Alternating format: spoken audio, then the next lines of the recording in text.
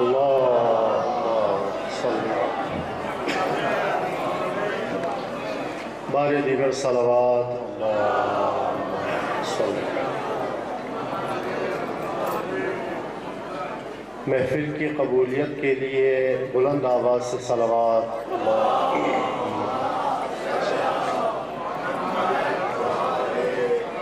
بسم اللہ الرحمن الرحیم الحمدللہ رب العالمین والصلاة والسلام علی محمد وآلہ الطاہرین۔ آپ تمام مومنین کو جشن مولود کعبہ مبارک ہو۔ میں اور بھی جملات کے ذریعے سے مبارکبادی دے سکتا تھا، لیکن یہ جملہ مکتب تشیع کا افتخار ہے۔ بہت سے لوگ ہوں گے دنیا میں جو اپنے رہنماؤں کی ولادت چھپانا چاہتے ہیں۔ ہمیں اپنے رہنماؤں کی ولادت کو بتاتے ہوئے لطف آتا ہے۔ جشن مولود کعبہ، ولد علی فی جوف الکعبہ، یعنی بالاتفاق جملہ ہے جو اہل سنت کی کتابوں میں بھی نقل ہوا ہے۔ کہا علی کہاں پیدا ہوئے؟ کعبے کے بیچ میں پیدا ہوئے۔ ولد علی فی جوف الکعبہ، لہذا جشن مولود کعبہ مبارک ہو۔ عزیزان گرامی، میں نے تو اپنا وقت جو ہے ہبہ کر دیا تھا قبلہ صاحب کو۔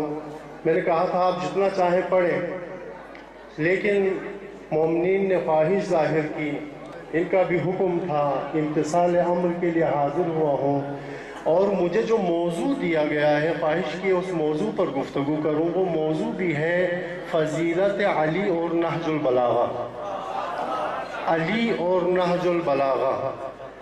جب میں نے سوچا کہ مولا علی کی کون سی فضیلت بیان کی جائے تو میں اس نتیجے پر پہنچا کہ مولا علی کی فضیلت تو بہت زیادہ ہے، لیکن جو موضوع فوراً میرے ذہن میں آیا وہ یہ تھا خود نام علی ہی معجزہ الہی ہے۔ علی کا نام ہی معجزہ الہی ہے۔ یہ جو آج ہم علی کا نام لے رہے ہیں، یہ جو آج ہم علی کے شیعہ یہاں جمع ہوئے ہیں، ہمارا جمع ہونا اور علی کا جشن منانا ہی معجزہ الہی ہے۔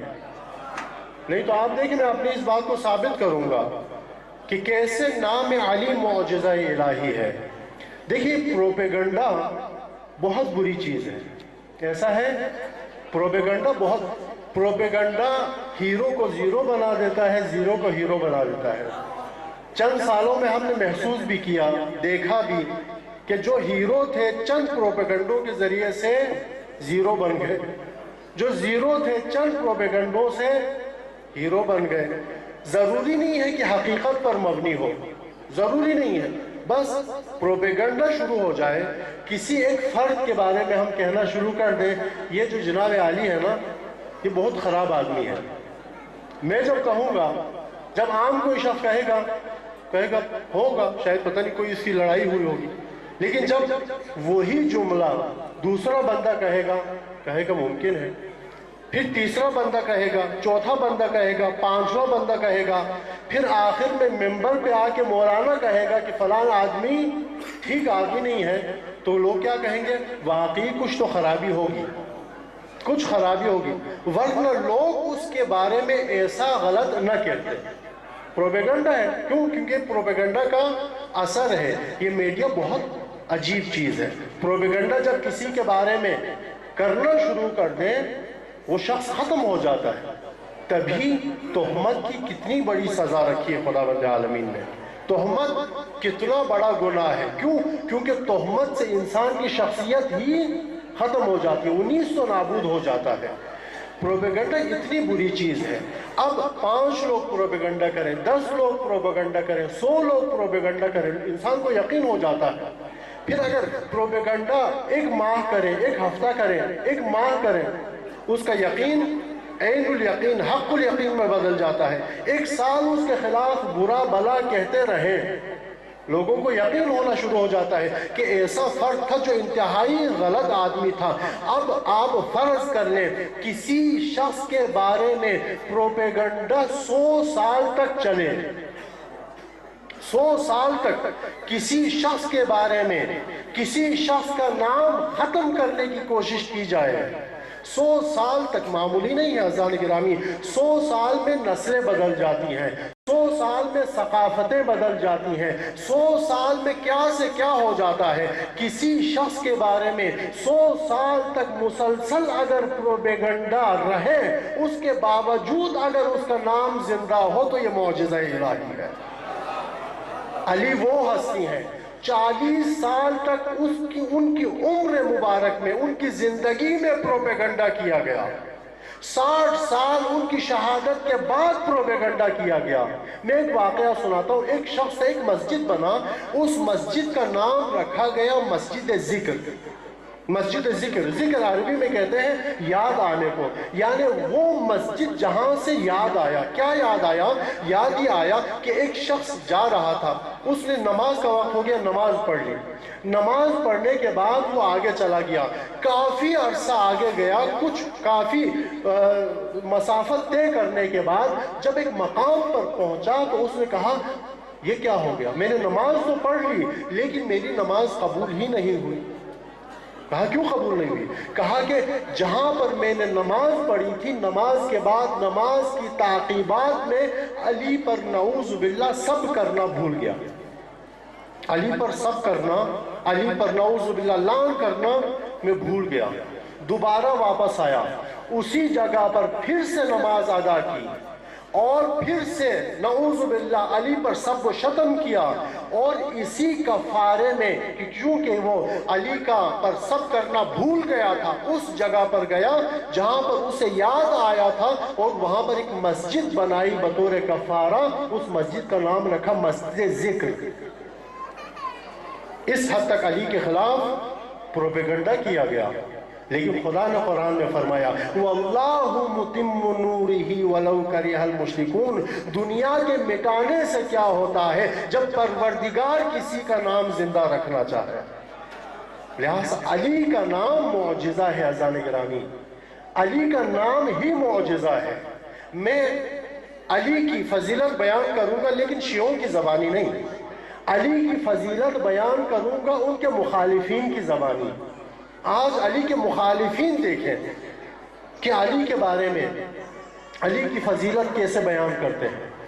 یہ سنن نسائی اہل سنت کے معروف علماء میں سے 6 بڑے امام ہیں، ان میں سے چھٹے جو امام ہیں جنہوں نے ایک سنت کی کتاب بھی لکھی ہے سنن نسائی کے نام سے، وہ امام نسائی ہیں۔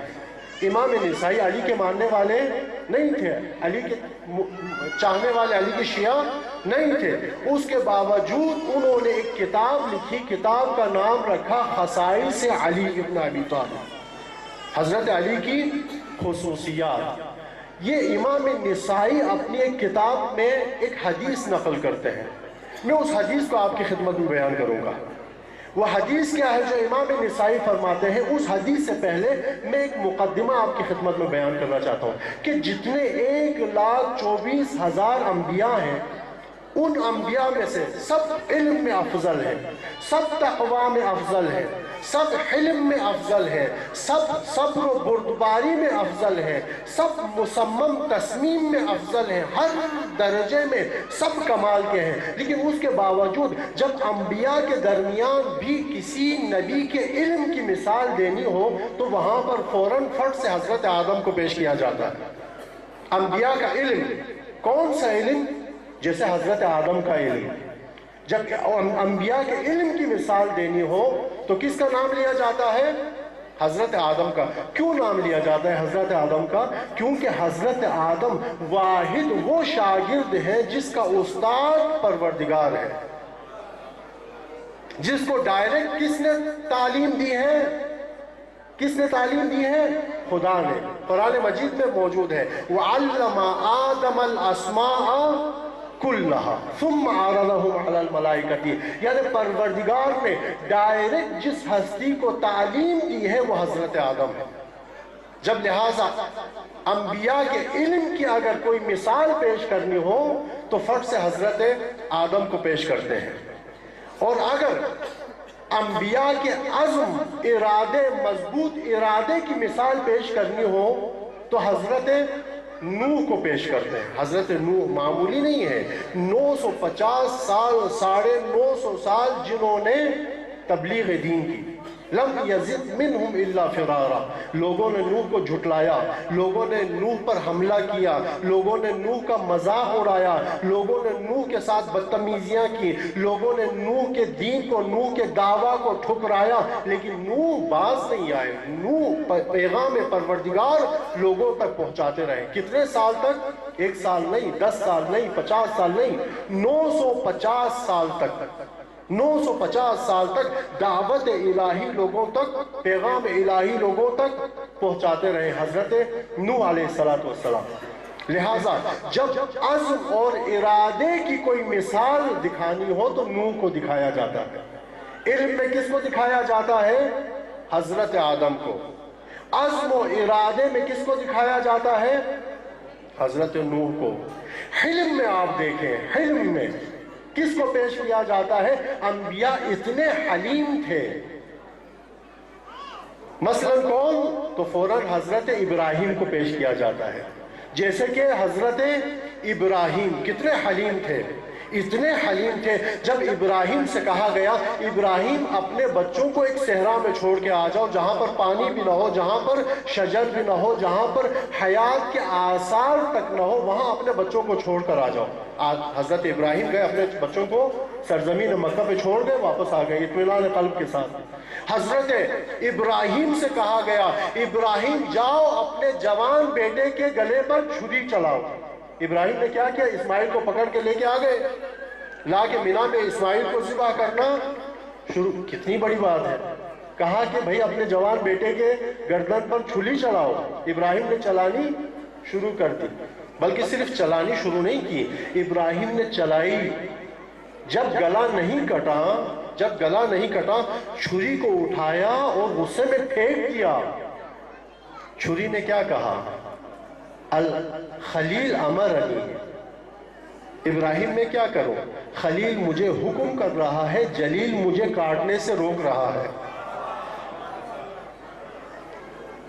یہ کہنا آسان ہے، جوان بیٹے کو لے جانا اور اس کے گردن پر چھری پھیرنا شروع کر دینا۔ ابراہیم سے کہا گیا ابراہیم جاؤ آگ میں کود جاؤ۔ ابراہیم گئے نہیں گئے، تبھی تو پروردگار جو خود ذات حلیم ہے، 11 مرتبہ لفظ حلیم قرآن میں آیا ہے، وہی پروردگار فرماتا ہے کہ اگر تم نے دنیا میں حلیم کا کوئی مصداق دیکھنا ہے تو میرے ابراہیم کو دیکھو۔ ابراہیم حلیم الاواب ہے، حلیم ہے۔ لہٰذا اگر حلم کو دیکھنا ہے، حلم کی مثال انبیاء میں تلاش کرنی ہے تو حضرت ابراہیم کو پیش کیا جاتا ہے۔ اور اسی طرح زیرکی میں، ہوشیاری میں اگر کوئی مثال آپ نے پیش کرنی ہو انبیاء میں سے تو حضرت موسیٰ کو پیش کیا جاتا ہے۔ فطانت حضرت موسیٰ مشہور ہے، حضرت موسیٰ کی فطانت دیکھیں کیسے دشمن پر غالب آئے۔ تربیت کہاں سے حاصل کی؟ دشمن کے گھر سے ہی۔ کھانا کہاں سے حاصل کیا؟ دشمن کے گھر سے ہی۔ اسی کے گھر میں رہ کر، اسی کے گھر میں پل کر، اسی کے گھر میں کھا پی کر، اسی کے گھر میں رہ کر اسی فرعون کے خلاف موسیٰ کھڑے ہوئے، اسی فرعون کو موسیٰ نے نابود کیا۔ لہٰذا حضرت موسیٰ کی ہوشیاری کی اگر مثال دینی ہو انبیاء میں سے فوراً کس کی مثال دی جاتی ہے؟ حضرت موسیٰ کی۔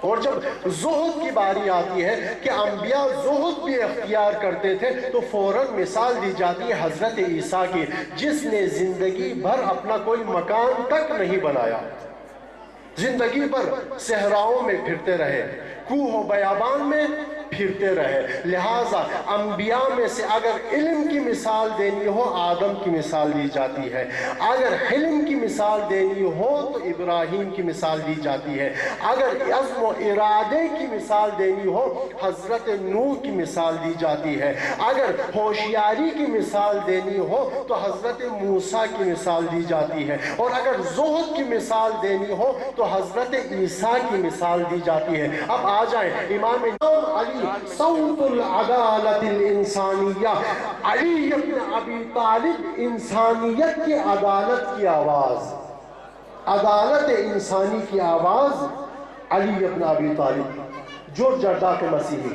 وہ جب یہ کتاب لکھتا ہے اس کتاب کے مقدمے میں ایک جملہ کہتا ہے، وہ جملہ یہ کہتا ہے کہ اگر میں نے علی پر کتاب لکھی ہے تو تم یہ مت سوچنا کہ میں مسلمان ہوں، انی لست مسلما فضلا ان اکون شیعیہ، میرا شیعہ ہونا تو دور کی بات، میں مسلمان تک نہیں ہوں، ولیکن الرحمن الرحیم الحمدللہ الذی جعلنی من ذریت اسماعیل، الحمد ہو اس پروردگار کا جس نے مجھے اسماعیل کی ذریت میں قرار دیا۔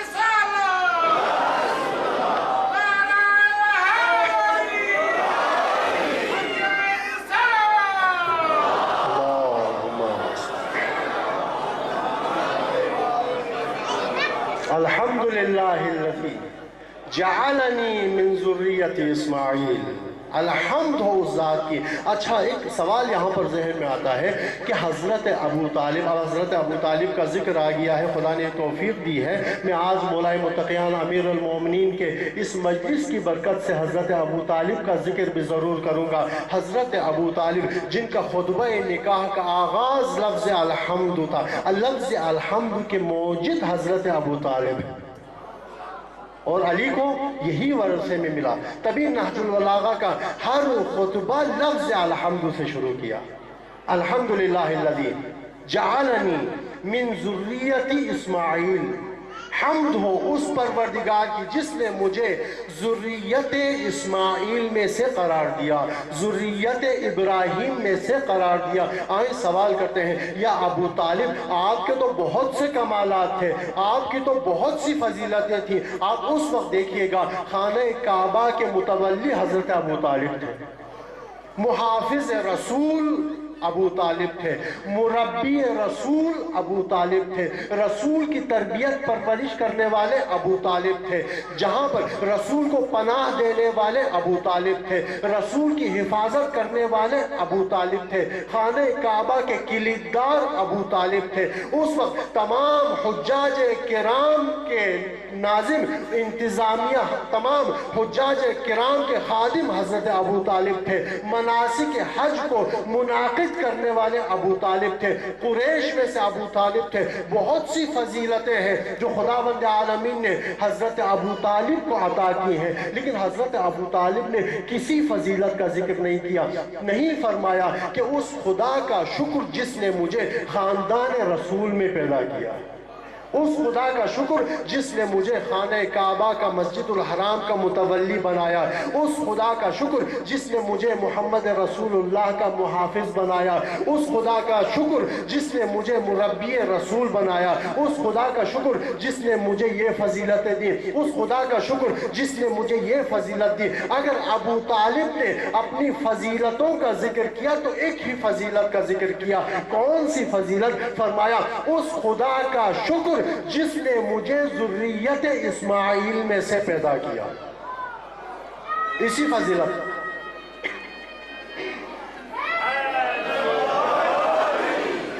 اسی ایک فضیلت کا کہا حمد ہو اس پروردگار کا جس نے مجھے ذریت اسماعیل میں سے خلق کیا۔ سوال کرتے ہیں آقا آپ نے دوسری فضیلتوں کا کیوں ذکر نہیں کیا؟ اپنے تمام فضائل میں سے صرف اسی ایک فضیلت کو چنا اور فرمایا حمد ہے اس پروردگار کا جس نے مجھے ذریت اسماعیل میں سے قرار دیا، جس نے مجھے ذریت ابراہیم میں سے قرار دیا۔ کیوں؟ علی کے بابا جو تھے، علی کے بابا تھے، وہ فصیح تھے، وہ بلیغ تھے، وہ ادیب العرب تھے، جانتے تھے آئندہ کے حالات سے بھی واقف تھے، جانتے تھے قیامت تک کوئی ایسی قوم بھی آئے گی جو میرے ایمان پہ شک کرے گی۔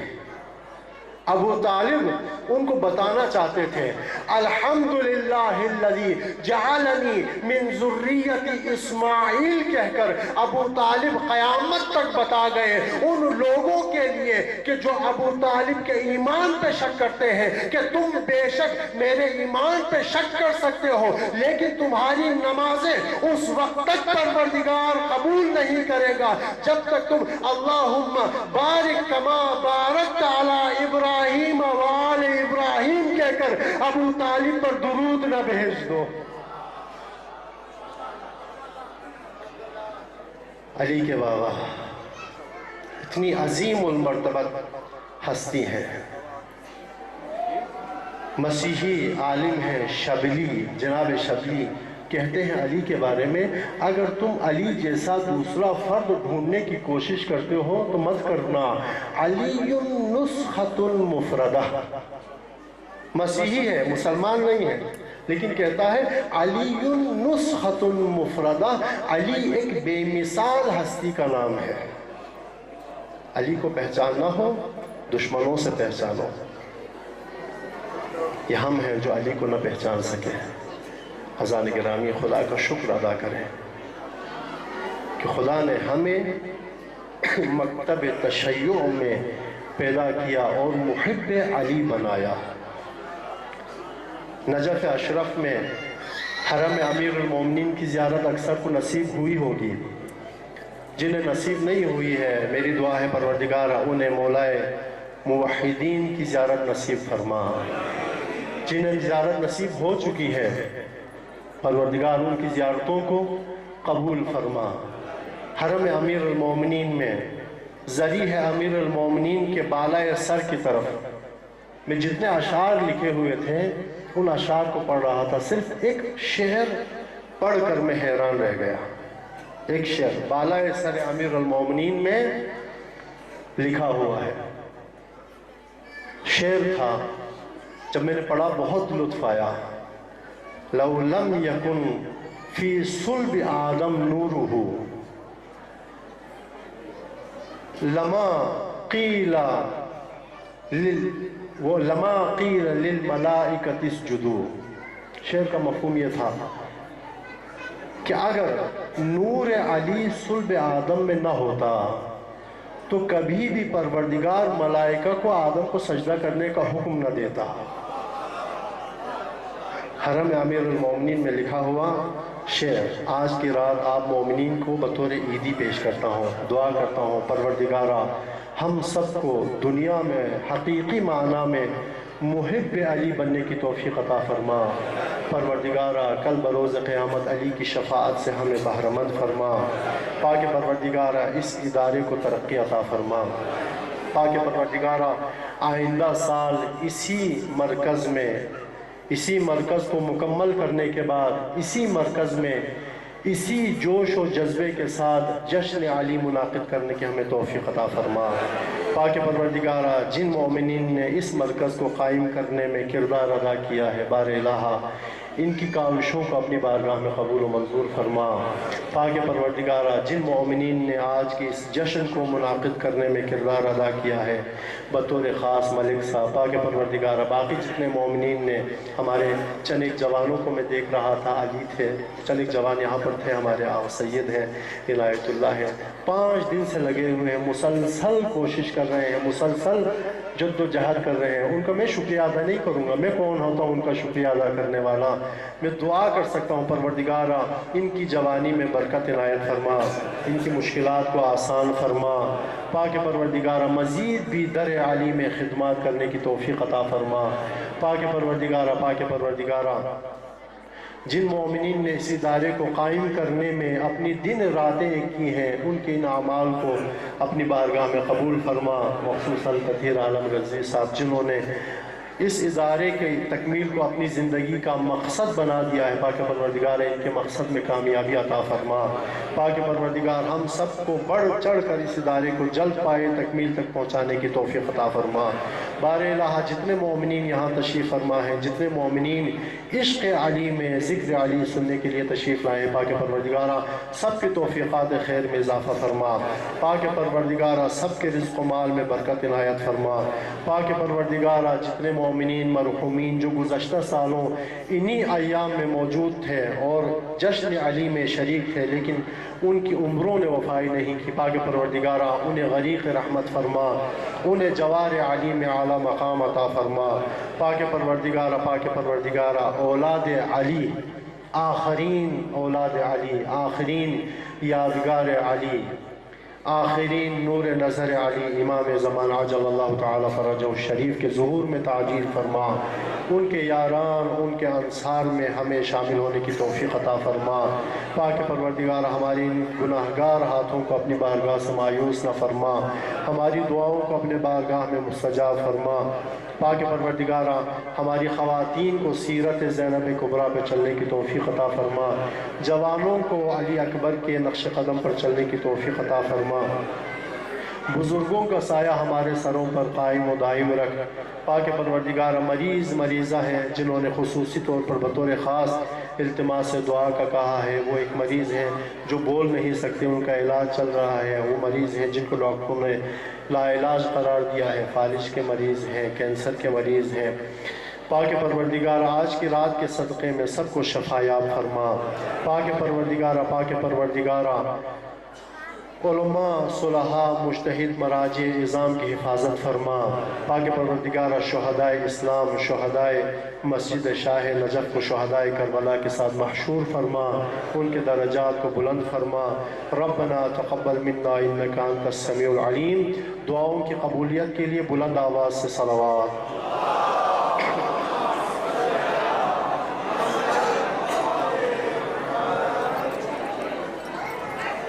माशाअल्लाह, जज़ाकल्लाह। ये थे जनाब किबला सैयद बशार हसन मुर्शी साहब। अल्लाह पाक इनकी ज़बान में मज़ीद तासीर अता फ़रमाए, इन्हें सेहत व तंदुरुस्ती अता फ़रमाए। इनकी सेहत व सलामती के लिए हदिया सलाम।